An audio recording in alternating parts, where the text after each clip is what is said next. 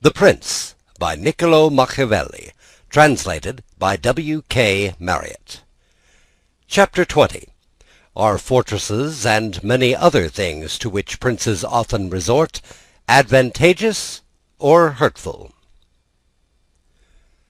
1. Some princes, so as to hold securely the state, have disarmed their subjects. Others have kept their subject towns distracted by factions. Others have fostered enmities against themselves. Others have laid themselves out to gain over those whom they distrusted in the beginning of their governments. Some have built fortresses. Some have overthrown and destroyed them.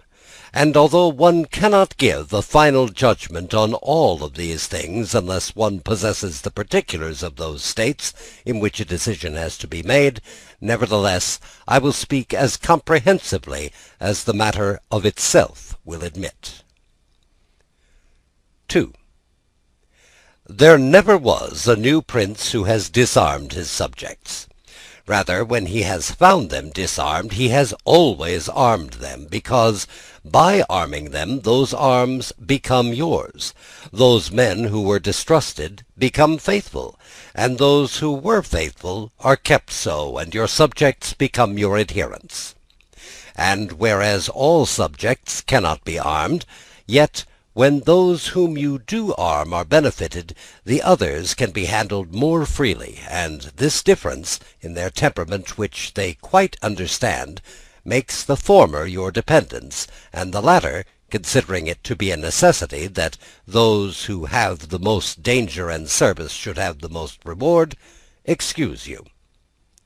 But when you disarm them, you at once offend them by showing that you distrust them, either for cowardice or for want of loyalty, and either of these opinions breeds hatred against you. And because you cannot remain unarmed, it follows that you should turn to mercenaries, which are of the character already shown. Even if they should be good, they would not be sufficient to defend you against powerful enemies and distrusted subjects. Therefore, as I have said, a new prince in a new principality has always distributed arms. Histories are full of examples. But when a prince acquires a new state, which he adds as a province to his old one, then it is necessary to disarm the men of that state, except those who have been his adherents in acquiring it. And these again, with time and opportunity, should be rendered soft and effeminate, and matters should be managed in such a way that all the armed men in the state shall be your own soldiers, who in your old state were living near you. 3. Our forefathers, those who were reckoned wise, were accustomed to say that it was necessary to hold Pistoia by factions and Pisa by fortresses, and with this idea they fostered quarrels in some of their tributary towns so as to keep possession of them the more easily. This may have been well enough in those times when Italy was in a way balanced, but I do not believe that it can be accepted as a precept for today, because I do not believe that factions can ever be of use. Rather, it is certain that when the enemy comes upon you in divided cities, you are quickly lost, because the weakest party will always assist the outside forces, and the other will not be able to resist. The Venetians, moved, as I believe, by the above reasons, fostered the Guelph and Ghibelline factions in their tributary cities, and although they never allowed them to come to bloodshed, yet they nursed these disputes among them, so that the citizens, distracted by their differences, should not unite against them. Which, as we saw, did not afterwards turn out as expected, because, after the rout at Vallia, one party at once took courage and seized the state. Such methods argue, therefore, weakness in the prince, because these factions will never be permitted in a vigorous principality. Such methods for enabling one the more easily to manage subjects are only useful in times of peace, but if war comes, this policy proves fallacious. 4.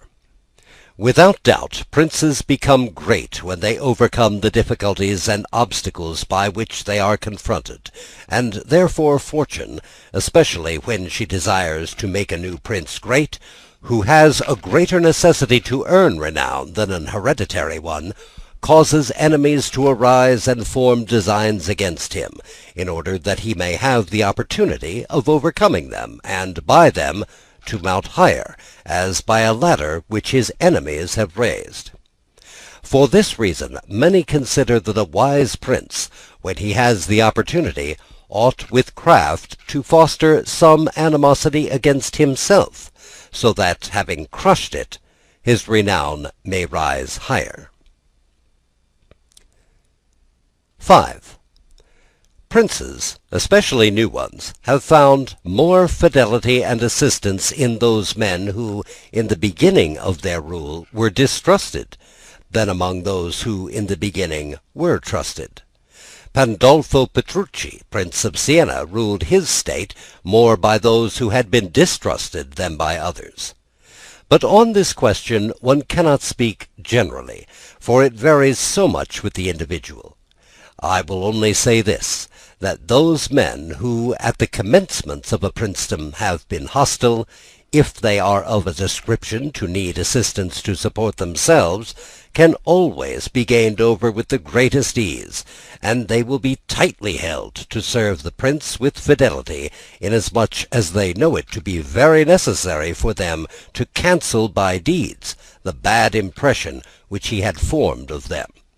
And thus the prince always extracts more profit from them than from those who, serving him in too much security, may neglect his affairs. And since the matter demands it, I must not fail to warn a prince who, by means of secret favours, has acquired a new state, that he must well consider the reasons which induced those to favour him who did so, and, if it be not a natural affection toward him, but only discontent with their government, then he will only keep them friendly with great trouble and difficulty, for it will be impossible to satisfy them. And weighing well the reasons for this, in those examples which can be taken from ancient and modern affairs, we shall find that it is easier for the prince to make friends of those men who were contented under their former government, and are therefore his enemies, than of those who, being discontented with it, were favourable to him, and encouraged him to seize it. 6. It has been a custom with princes, in order to hold their states more securely, to build fortresses, that they may serve as a bridle and bit to those who might design to work against them, and as a place of refuge from a first attack. I praise this system because it has been made use of formerly. Notwithstanding that, Messer Nicolo Vitelli, in our times, has been seen to demolish 2 fortresses in Città di Castello, that he might keep that state. Guido Ubaldo, Duke of Urbino, on returning to his dominion, whence he had been driven by Cesare Borgia, razed to the foundations all the fortresses in that province, and considered that without them it would be more difficult to lose it. The Bentvogli, returning to Bologna, came to a similar decision. Fortresses, therefore, are useful or not, according to circumstances. If they do you good in one way, they injure you in another. And this question can be reasoned thus.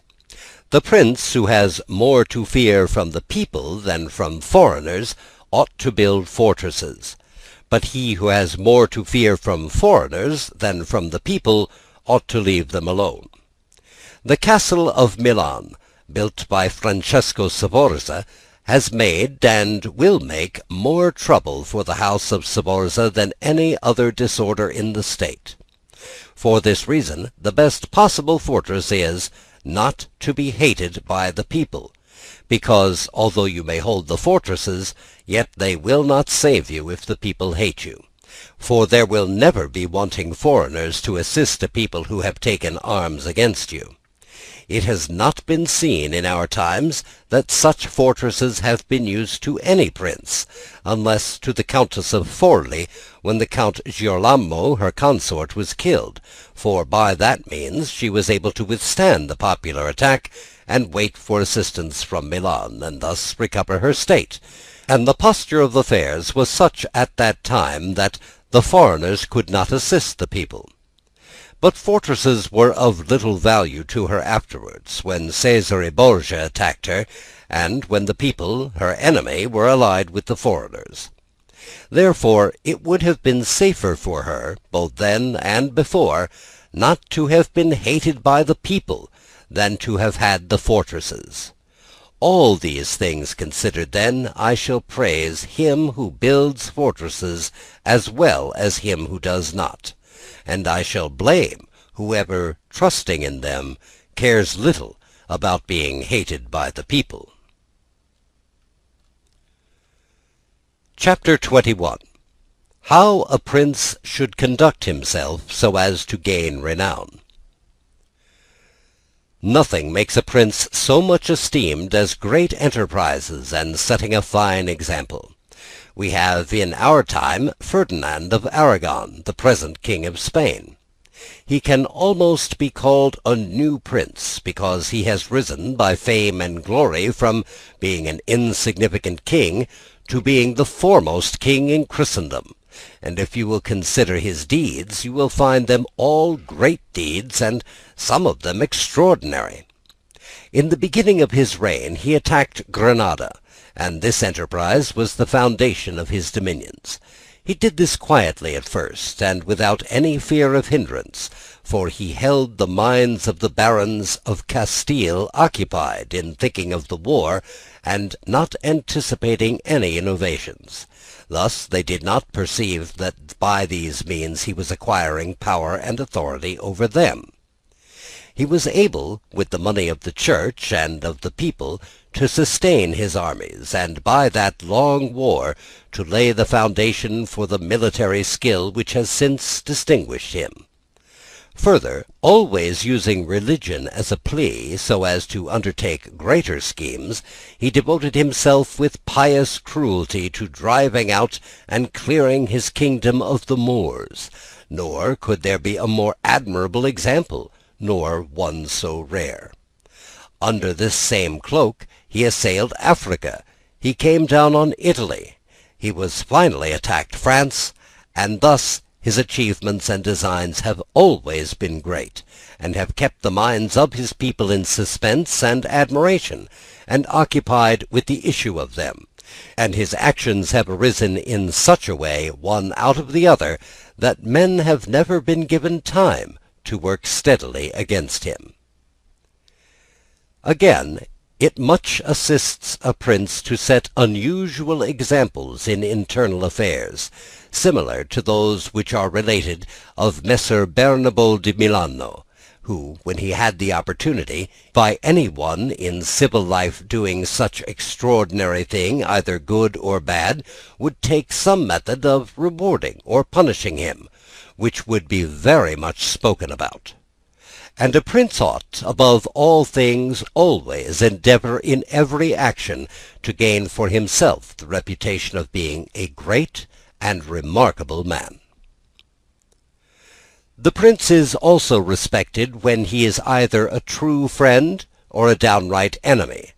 That is to say, when, without any reservation, he declares himself in favor of one party against another, which course will always be more advantageous than standing neutral, because if two of your powerful neighbors come to blows, they are of such a character that, if one of them conquers, you either have to fear him or not. In either case, it will always be more advantageous for you to declare yourself and make war strenuously, because if the first case, If you do not declare yourself, you will invariably fall a prey to the conqueror. To the pleasure and satisfaction of him who has been conquered, you will have no reasons to offer, nor anything to protect or to shelter you, because he who conquers does not want doubtful friends who will not aid him in time of trial, and he who loses will not harbor you because you did not willingly, sword in hand, court his fate. Antiochus went into Greece, being sent for by the Aetolians to drive out the Romans. He sent envoys to the Achaeans, who were friends of the Romans, exhorting them to remain neutral, and, on the other hand, the Romans urged them to take up arms. This question came to be discussed in the council of the Achaeans, where the legate of Antiochus urged them to stand neutral.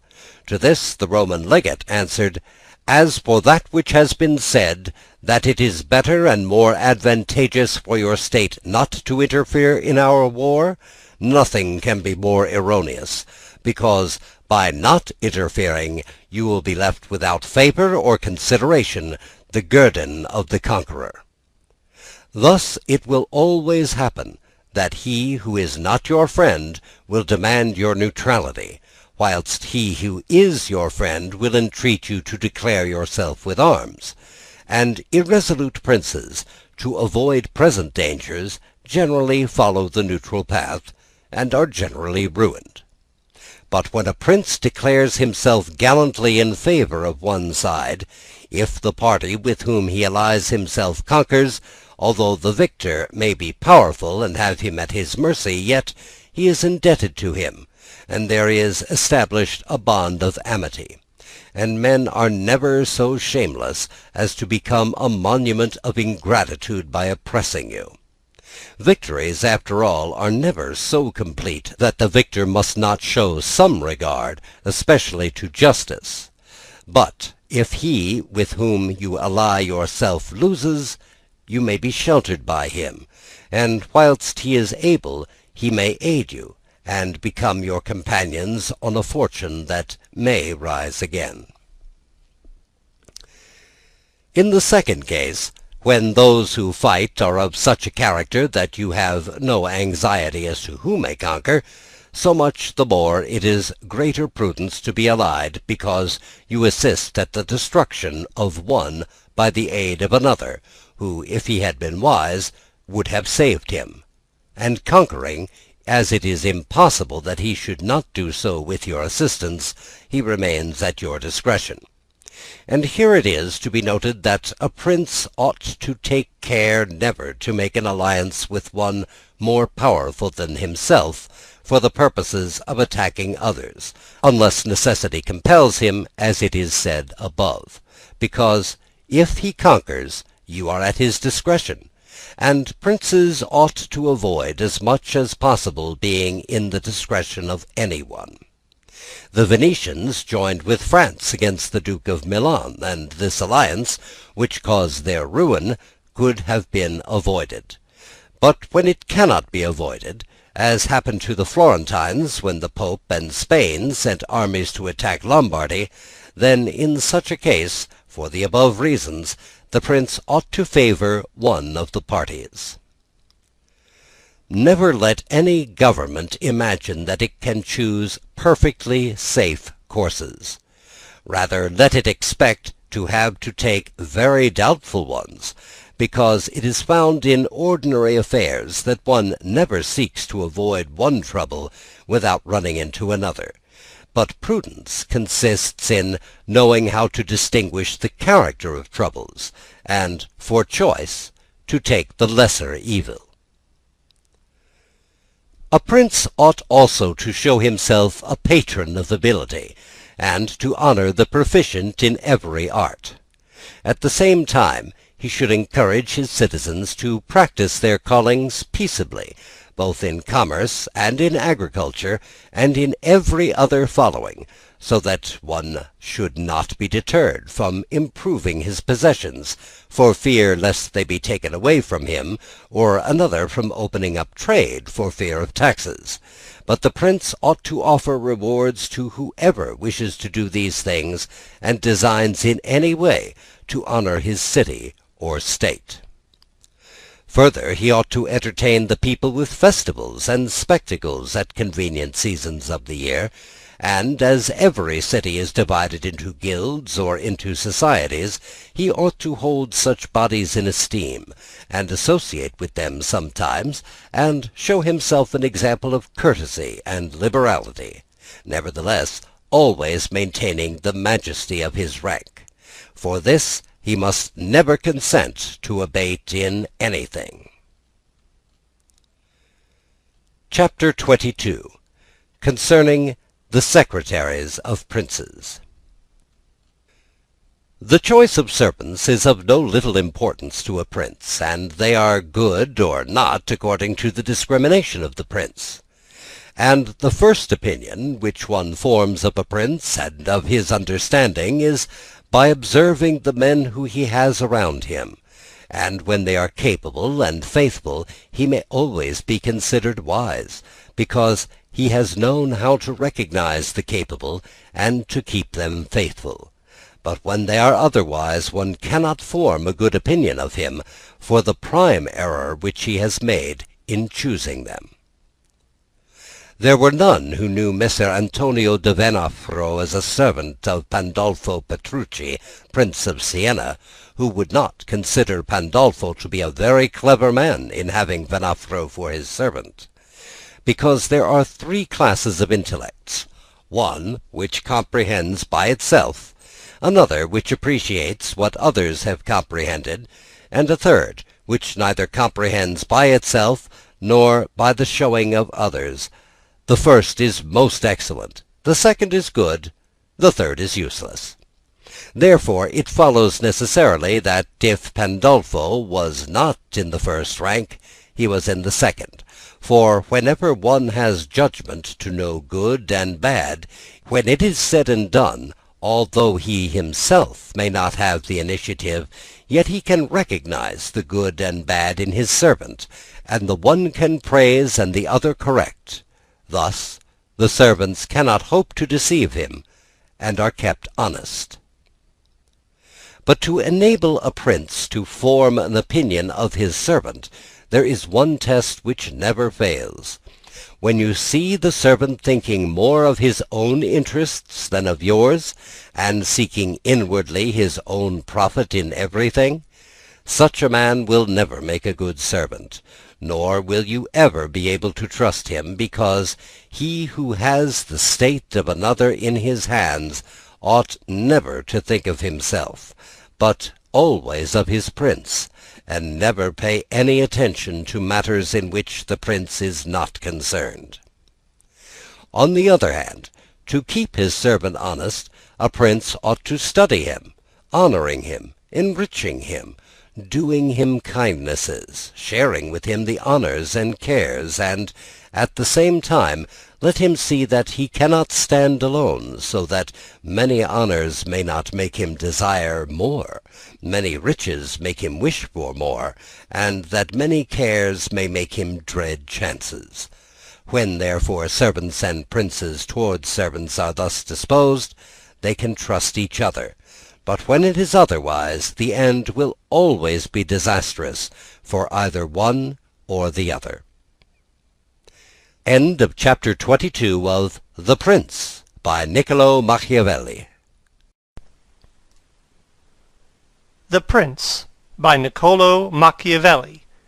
Translated by W. K. Marriott. Chapters 23, 24, 25, and 26. Chapter 23. How Flatterers should be avoided. I do not wish to leave out an important branch of this subject, for it is a danger from which princes are with difficulty preserved, unless they are very careful and discriminating.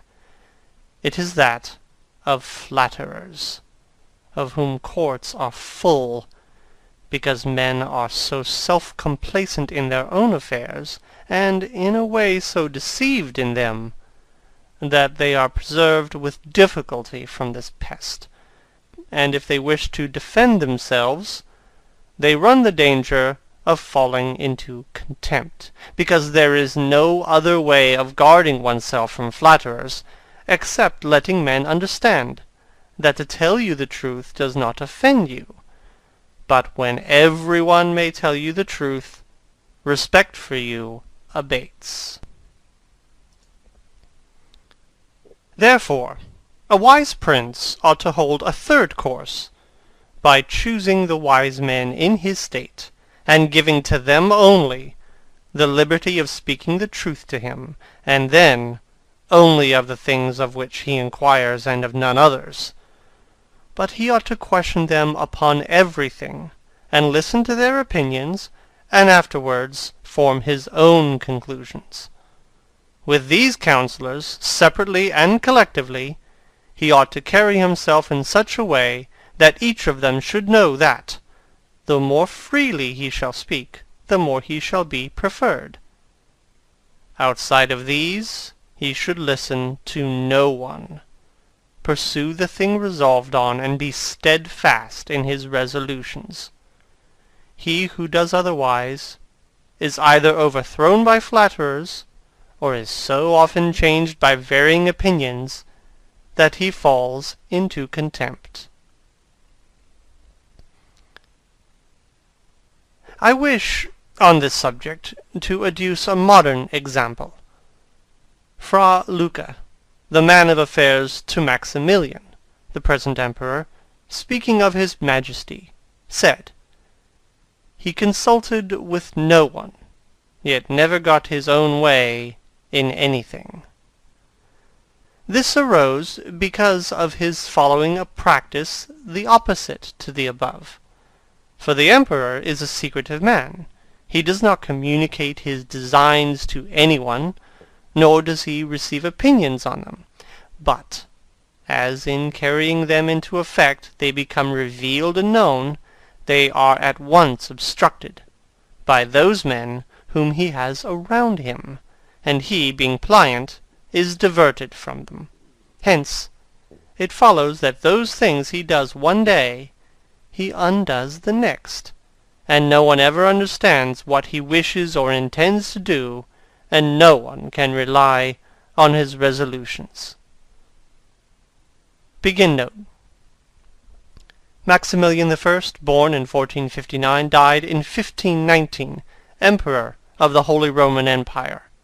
He married, first, Mary, daughter of Charles the Bold, after her death, Bianca Sforza, and thus became involved in Italian politics. End note. A prince, therefore, ought always to take counsel, but only when he wishes, and not when others wish. He ought rather to discourage everyone from offering advice unless he asks it. But, however, he ought to be a constant inquirer, and afterwards a patient listener, concerning the things of which he inquired.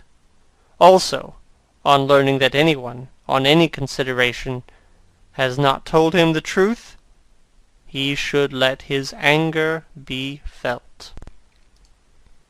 And if there are some who think that a prince who conveys an impression of his wisdom is not so through his own ability, but through the good advisers that he has around him, beyond doubt they are deceived, because this is an axiom which never fails, that a prince who is not wise himself will never take good advice, unless by chance he has yielded his affairs entirely to one person, who happens to be a very prudent man. In this case, indeed, he may be well governed, but it would not be for long, because such a governor would in a short time take away his state from him. But if a prince who is not inexperienced should take counsel from more than one, he will never get united counsels, nor will he know how to unite them.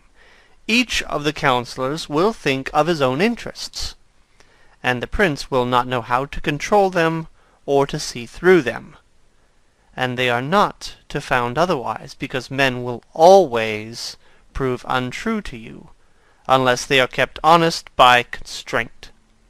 Therefore, it must be inferred that good counsels, whensoever they come, are born of the wisdom of the prince, and not the wisdom of the prince from good counsels. Chapter 24. Why the princes of Italy have lost their states. The previous suggestions, carefully observed, will enable a new prince to appear well established, and render him at once more secure and fixed in the state than if he had been long seated there. For the actions of a new prince are more narrowly observed than those of a hereditary one, and when they are seen to be able to gain more men and bind far tighter than ancient blood, because men are more attracted by the present than the past, and when they find the present good, they enjoy it and seek no further. They also make the most defence of a prince if he fails them not in other things. Thus, it will be a double glory for him to have established a new principality, and adorned and strengthened it with good laws, good arms, good allies, and with a good example. So it will be a double disgrace to him who, born a prince, shall lose his state by want of wisdom.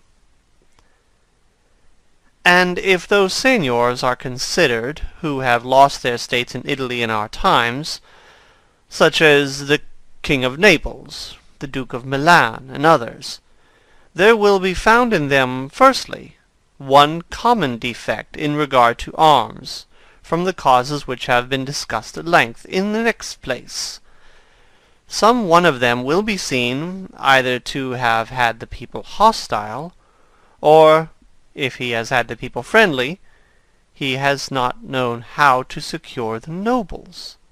In the absence of these defects, states that have power enough to keep an army in the field cannot be lost. Philip of Macedon, not the father of Alexander the Great, but he who was conquered by Titus Quintinius, had not much territory compared to the greatness of the Romans and of Greece who attacked him. Yet, being a warlike man who knew how to attract the people and secure the nobles, he sustained the war against his enemies for many years, and if in the end he lost the dominion of some cities, nevertheless he retained the kingdom.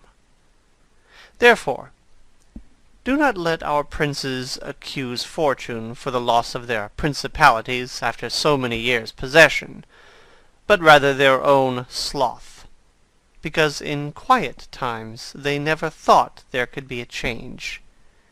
It is a common defect in men not to take any provision in the calm against the tempest, and when afterwards the bad times came, they thought of flight and not of defending themselves, and they hoped that the people, disgusted with the insolence of the conquerors, would recall them.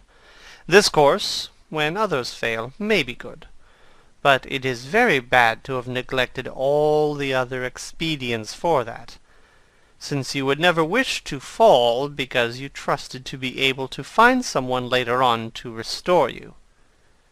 This again either does not happen, or if it does, it will not be for your security, because that deliverance is of no avail which does not depend upon yourself. Those only are reliable, certain, and durable that depend on yourself and your valor. Chapter 25. What fortune can effect in human affairs, and how to withstand her. It is not unknown to me how many men have had, and still have, the opinion that the affairs of the world are in such wise governed by fortune and by God, that men with their wisdom cannot direct them, and that no one can even help them. And because of this, they would have us believe that it is not necessary to labour much in affairs, but to let chance govern them. This opinion has been more credited in our times because of the great changes in affairs which have been seen, and may still be seen every day beyond all human conjecture. Sometimes pondering this, I am in some degree inclined to their opinion. Nevertheless, not to extinguish our free will, I hold it to be true that fortune is the arbiter of one half of our actions, but that she still leaves us to direct the other half, or perhaps a little less. Begin note. Frederick the Great was accustomed to say, "The older one gets, the more convinced one becomes that His Majesty King Chance does 3/4 of the business of this miserable universe." From Sorel's Eastern Question. End note. I compare her to one of those raging rivers, which, when in flood, overflows the plains, sweeping away trees and buildings, bearing away the soil from place to place. Everything flies before it, all yield to its violence, without being able in any way to withstand it. And yet, though its nature be such, it does not follow therefore that men, when the weather becomes fair, shall not make provision, both with defences and barriers, in such a manner that, rising again, the waters may pass away by canal, and their force be neither so unrestrained nor so dangerous. So it happens with fortune, who shows her power where valour has not prepared to resist her, and thither she turns her forces, where she knows that barriers and defences have not been raised to constrain her. And if you will consider Italy, which is the seat of these changes, and which has been given to them their impulse, you will see it to be an open country without barriers and without any defence. For if it had been defended by proper valour, as are Germany, Spain, and France, either this invasion would not have made that great changes it has made, or it would not have come at all. And this I consider enough to say concerning resistance to fortune in general. But, confining myself more to the particular, I say that a prince may be seen happy today and ruined tomorrow, without having shown any change of disposition or character. This, I believe, arises firstly from causes that have already been discussed at length, namely, that the prince who relies entirely on fortune is lost when it changes.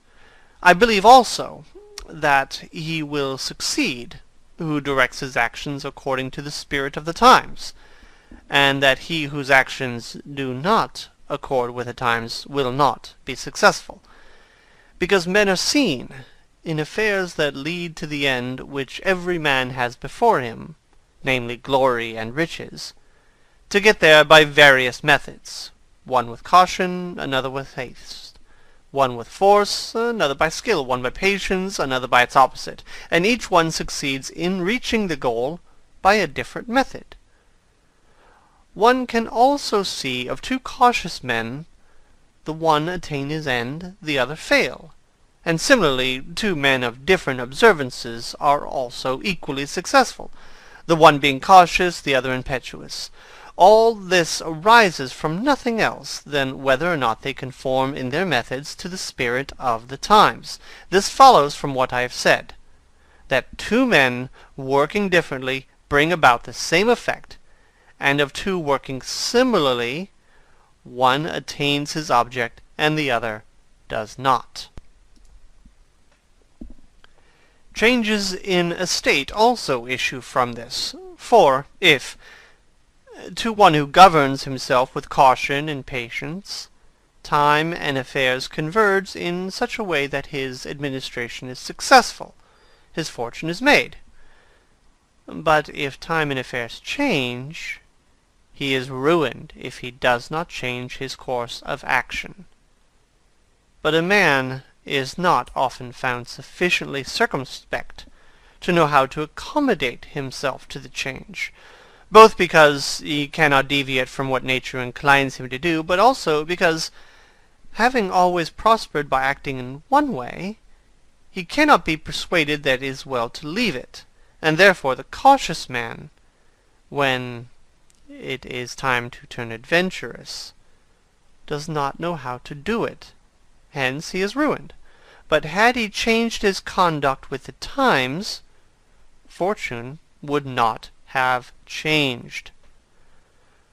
Pope Julius II went to work impetuously in all his affairs, and found times and circumstances conformed so well to that line of action that he always met with success. Consider his first enterprise against Bologna. Messer Giovanni Bentivogli being still alive, the Venetians were not agreeable to it, nor was the King of Spain, and he had the enterprise still under his discussion with the King of France. Nevertheless, he personally entered upon the expedition with his accustomed boldness and energy, a move which made Spain and the Venetians stand irresolute and passive, the latter from fear, the former from desire to recover the kingdom of Naples. And on the other hand, he drew after him the King of France, because that king, having observed the movement and desiring to make the Pope his friend, so as to humble the Venetians, found it impossible to refuse him. Therefore Julius, with his impetuous action, accomplished what no other pontiff with simple human wisdom could have done. For if he had waited in Rome until he could get away, with his plans arranged and everything fixed, as any other pontiff would have done, he would never have succeeded, because the King of France would have made 1,000 excuses, and others would have raised 1,000 fears.